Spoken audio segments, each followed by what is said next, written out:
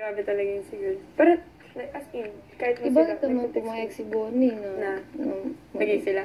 Parang go with the flow. Kasi bata pa eh.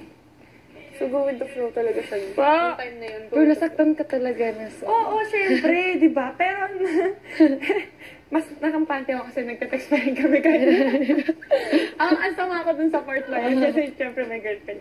Pero alam ko naman kasi background. Tsaka alam ko lahat na nangyayari kasi nga, kaibigan niya, kaibigan ko. Tapos after nun, ayun, nag-sorry siya sa akin. Sabi, sorry talaga.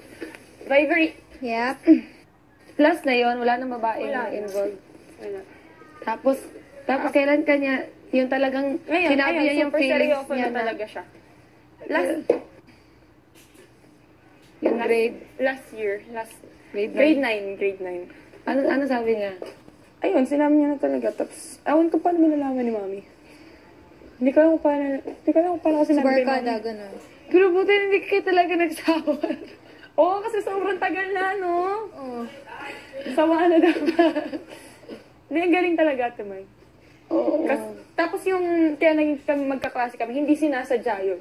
Kasi hindi talaga dapat siya lilipat ng school. Ako yung talagang lumipat kasi, yun, nawalan niya kami ng pera, kaya kailangan ko lumipat sa mas mura. Tapos siya, doon pa rin dapat siya sa school niya, kasi doon nila gustong, dalawa sila si Jovian, saka siya. Gwapo rin yan si Jovian, gwapo rin. Tapos, silang dalawa, doon sila sa school nila. Tapos, pagkatapos ng palarong pambansa, yun yung pinakang highest na laro talaga, palarong pambansa. Pagkatapos nun, bumalik sila doon sa school nila. Ano na yun, May. Last week bago magpasukan. Sabi ng coach nila, ayaw na silang papasukin doon. Ayaw nang tanggapin yung papers nila para lumipat sila doon sa school na papasukan ko. Kasi, public yung pinag-aaralan niya. Siyempre, nakapagpalarong pambansa na siya. Ibig sabihin, libre na yung tuition niya doon sa school na pinapasukan ko. Private pa yung pinapasukan ko ngayon. So, siyempre, parang ano na yun, di ba? Sayang. Kasi, andun yung privilege. Ang iniisip ng coach nila, dito na sila mag-aral. Kasi, mas maganda yung makukuha nilang benefits, ganyan. Kaya lang siya lumipat, as in like before pasukan, saka lang siya lumipat doon sa school namin. So, hindi talaga sinasadya. Kasi ako yung pinapalipat ko nga siya eh. Lipat kanina sabi niya, ayaw niya kasi ayaw niya iwan yung school. So, hindi ako yung dahilan kung ba't siya lumipat. Para sa scholarship. Tapos nagkataon lang talaga, tapos yun, tapos magkaklase. Kada bukas ko ng Facebook, picture nila yung makikita ko. Ano, sweet talaga sila? Yung babaeng gaganyan, yung babae lang talaga. Sobrang ganda ng babae. Hindi. Mas maganda si Christine. Mas mataba siya sa akin, Tumay. Mas mataba siya sa akin. Pero maganda yung mukha niya, naka-braces. Pero nung una talaga, na-attract talaga si Bonnie sa kanya. Ata, oo. Ilang taon ba siya? Ngayon? 16? Kahit na, di ba, sabi mo, ikaw din meron. Ano? Hindi, nagkakaroon ako ng crush. Siyempre. Kaya sabi mo sa kanya. Normal naman yun. Alam niya. Oo, yata. Kasi nasa tropa din. Grade 8, 20 kami sa tropa. 20 kami sa tropa. Tapos may hindi ako sa sporty. Nagkaka-crush talaga ako. Yan sinabi ko si Danzel, anak ng congressman, basketball player, mula grade 3, kilala ko, nagiging partner ko sa hosting, ganyan. Grade 8 ako, ang venue ng basketball boys sa school namin. So, syempre, doon sila naglaro. Syempre, crush ko, pa-picture ako. Pinost ko, may girlfriend na siya nun. Silang dalawa na nun. Yun. Kaka-crush talaga. Parang alam niya na. Nasiselos siya? Seloso, di ba? Seloso siya. Ngayon, super seloso siya. Lalo sa mga tropa kong lalaki. Puro lalaki sa mga basketball player. Mga basketball player. Pero yung seryoso ka na din sa kanya, hindi ka na nagkagusto sa iba. Siyempre, hindi na. Alam ni Mami yun. Oo, alam na nanay ko. Ang ganda ng nila kasi okay ng family.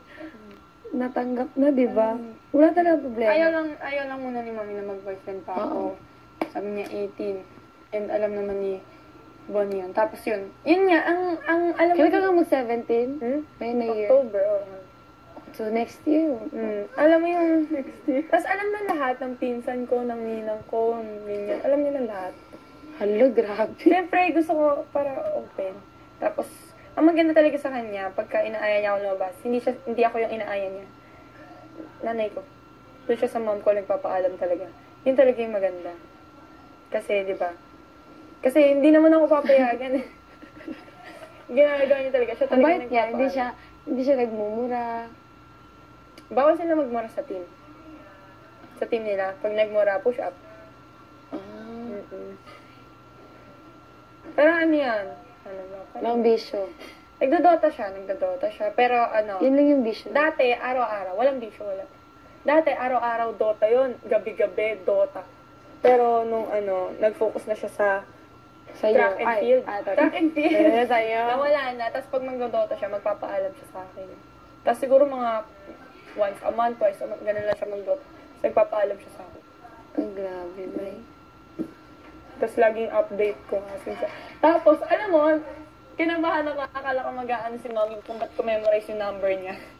Kasi sabi niya, ano yan, may tatawagan dapat. Tatawagan ko dapat gamit yung phone ni mommy kasi hindi ko dala yung phone ko. Sabi niya, oh, alam ko namang memorize mo yung number niya. Sabi nung nanay ko, alam niya, memorize ko yung number. Memorize ko talaga yung number niya. Ganun. Wala, masaya naman kami.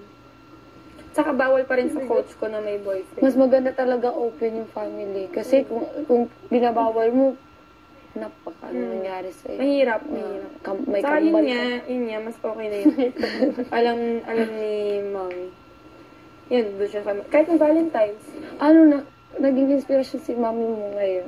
Ngayon, sinasalita natin siya. Kasi nga, dapat maging open lahat yung mami. Yun nga. Lalo na talaga yung mami talaga. Alam mo, dati hindi talaga ako close kay mama. Kasi si dad talaga hinahanap ko. Daddy. Puro lagi daddy. Tapos nang tumagal-tagal na, doon ko lang naging close si mami na pag-aalis kaming dalawa lang. Lagi nang may ganun. Kasi siguro mga pag Sunday, lagi may ganun, lalabas kami.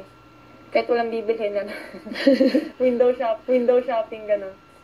Nagkikwentuhan. Tsaka kami ni mami magkasama sa kwarto, kaya siguro na open ko lahat.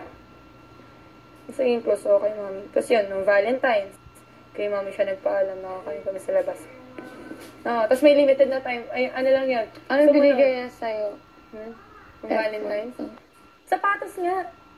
Ang practical talaga. Oo, practical. Sapatos binigay niya sa akin. Kung practical, hindi yung... Ito, sa kanya rin galing. Yung birthday ko.